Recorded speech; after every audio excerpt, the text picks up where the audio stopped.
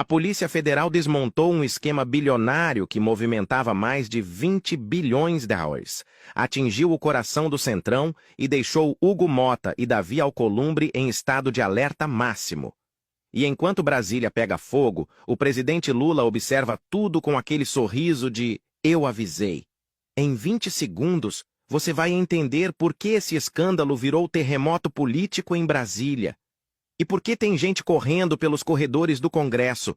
O que começou como uma mega operação da Receita Federal contra a Refit, a refinaria de Manguinhos, por muito tempo tratada como a maior devedora contumaz do país, virou uma bomba de fragmentação política.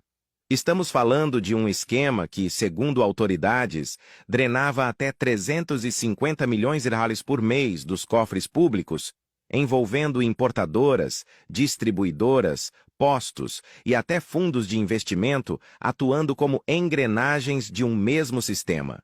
Nos bastidores, o comentário é de que a Refit tinha conexões nebulosas, inclusive com estruturas investigadas por lavagem de dinheiro usadas por facções, algo sempre tratado com cautela pelas autoridades, mas repetido como alerta em áreas de inteligência.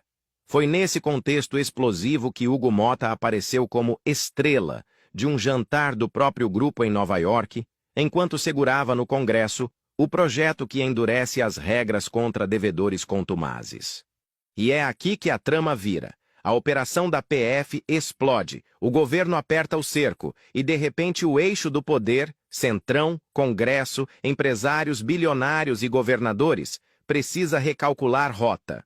Lula, que há meses pressiona pela aprovação da lei, agora assiste o adversário se afundar no próprio pântano. A operação que estremeceu Brasília começou cedo. Mais de 600 agentes, 190 alvos espalhados por 5 estados, portas sendo derrubadas, documentos sendo apreendidos, computadores levados. Mas o que parecia apenas mais um capítulo da eterna luta contra a sonegação virou algo muito maior.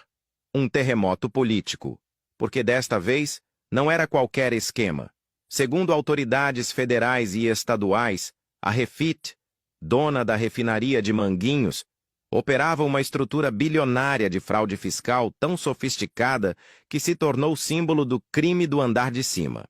Offshores nos Estados Unidos, fundos em cascata, empresas de fachada, redes familiares, mecanismos para esconder lucros e reduzir artificialmente impostos, um relógio suíço movido à fraude.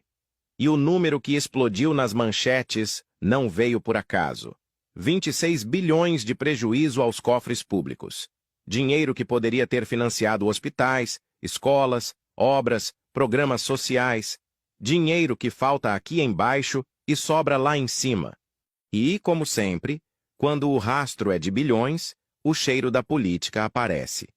Mas tem um detalhe que ninguém esperava. Enquanto a bomba explodia no Brasil, fotos e relatos mostravam Hugo Motta, atual presidente da Câmara, como convidado de honra em um jantar de gala promovido pela própria Refit em Nova York. Segundo pessoas que estiveram no evento, Motta circulou como estrela entre executivos do grupo, o mesmo grupo que o governo federal diz ser o maior devedor contumaz do país. E aqui começa o problema real. Nos bastidores de Brasília, comenta-se que Motta vinha segurando há meses o projeto de lei que endurece regras contra devedores contumazes. Um projeto que o governo Lula considera central para combater grandes esquemas de sonegação. O Centrão resiste, claro. Endurecer as regras significa mexer com bilionários que financiam campanhas, jantares, eventos e articulações. Quando a operação estourou, aliados de Motta sentiram o impacto imediato. A pergunta nos corredores do Congresso era simples. Por que o presidente da Câmara estava justamente com esse grupo dias antes da maior operação da década contra eles? Ninguém acusa nada diretamente, mas a coincidência política é devastadora. Mas tem um detalhe ainda mais explosivo. A operação não atinge só Motta. Davi Alcolumbre também aparece citado nas conversas de bastidor como preocupado com os desdobramentos. Interlocutores próximos afirmam que o clima no entorno de Alcolumbre é de tensão máxima. Não por envolvimento direto, mas porque a operação expõe relações que o Centrão preferia manter longe dos holofotes. E enquanto isso, o que faz Lula? Observa. Rindo. Não um riso de deboche, mas de estratégia. Porque o governo vinha sendo acusado de inventar a narrativa de que grandes devedores estavam sendo protegidos pelo Congresso. Agora, a realidade estoura na cara de quem tentava atrasar o projeto. E a trama ainda não chegou na sua virada principal. Porque o escândalo Refit abriu espaço para outra revelação que sacudiu o outro lado do espectro político. Tarcísio de Freitas, governador de São Paulo e principal aposta da direita para 2026, agora enfrenta uma crise de reputação que atinge diretamente o discurso de eficiência que ele tenta vender.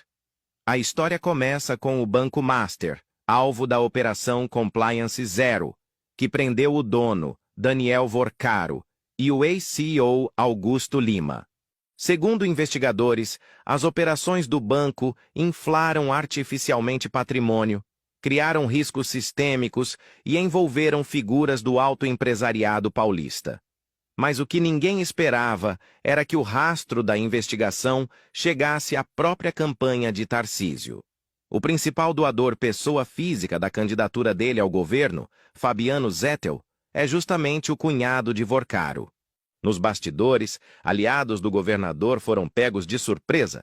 Ninguém quer ter seu nome associado àquele tipo de manchete, e é aqui que a trama vira de vez.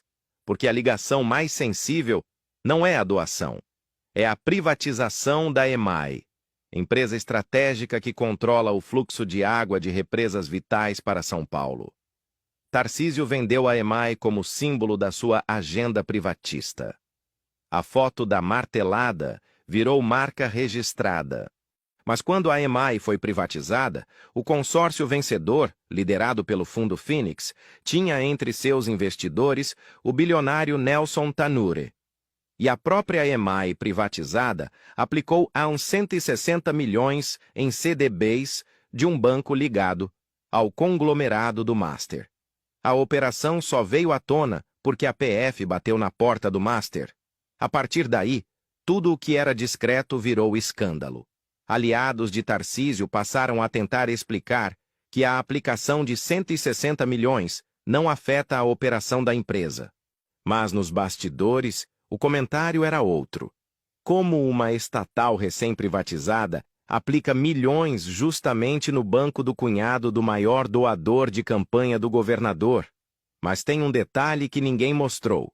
Essa crise atinge o coração da narrativa que a direita construiu para Tarcísio. Ele seria o gestor perfeito, técnico, eficiente, acima de suspeitas. E agora, de repente, está cercado por ligações políticas, empresariais e financeiras que lembram exatamente aquilo que ele dizia combater. E enquanto tudo isso explode ao mesmo tempo, Centrão incendiado pela Operação Refit, Tarcísio abalado pelo rastro do Master, Congresso pressionado pelo governo, Lula observa, calmo, seguro, com aquele sorriso de quem está no tabuleiro há décadas e sabe ler quando o adversário treme. A parte que ninguém percebeu é que essa crise consolida o discurso de Lula sobre soberania econômica. Ele vinha dizendo há meses que grandes devedores drenam recursos que deveriam ir para o povo.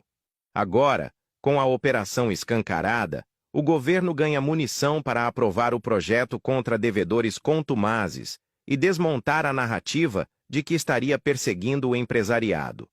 E é nesse cenário de fumaça e ruído que surge a frase que corre entre aliados de Lula. 2026 começou agora. Porque quando escândalos atingem o Centrão e o principal nome da direita ao mesmo tempo, o campo político se reorganiza. E adivinha quem fica de pé no centro do tabuleiro? Lula. A direita tem medo da verdade. Ajuda esse vídeo a chegar mais longe. Escreve Lula 2026 aqui embaixo.